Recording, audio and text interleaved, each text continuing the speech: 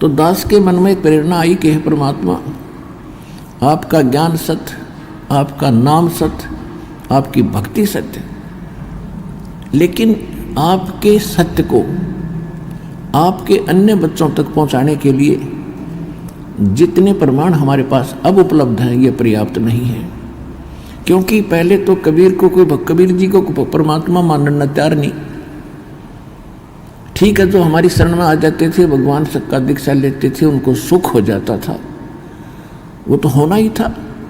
तो वो तो टिके रहते थे कुछ दिन, और उनको 2, 3, 4 ऐसे लाभ भी हो गए, एक ना होया तो फिर डगमग हो जाते थे, क्योंकि उनको ज्ञान नहीं था।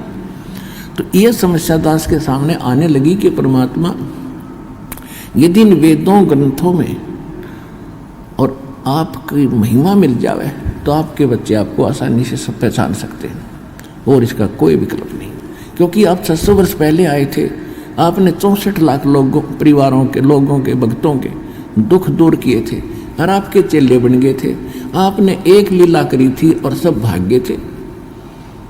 तो परमेश्वर ने कहा था कि ज्ञान संपूर्ण हुआ नहीं और हृदय नहीं छिदावे, ये देखा देखी भक्ति का वे रंग नहीं ठहरावे।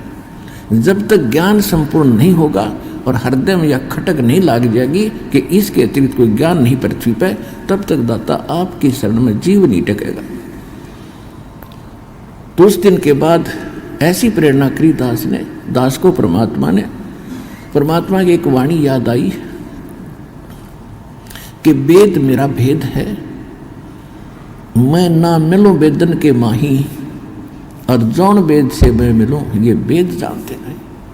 एक के बाद पर्याप्त थी मेरे लिए कि परमात्मा ने कहा कि वेदों में मेरी महिमा का गुणगान है। अब वेद हमने कभी देखे भी नहीं थे, सुने थे। हमने गीता तो खूब पढ़ी थी, देखी थी।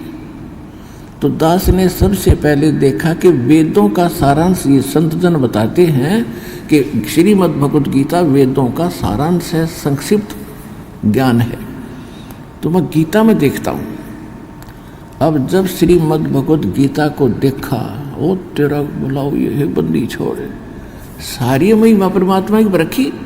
गीता ज्ञानदाता कहता है मेरे से कोई अन्य और परमात्मा है जो समर्थ है, सर्वशक्तिमान है, उसकी शरण में जाने से तुम्हें परम शांति होगी। तो मेरे धरती पर कहीं कहीं कदम टेके, कलम उठाई, गीता को नए सिरे से फिर अनुवाद किया, और जो आज आपके पास गहरी नजर गीता के रूप में विद्यमान है।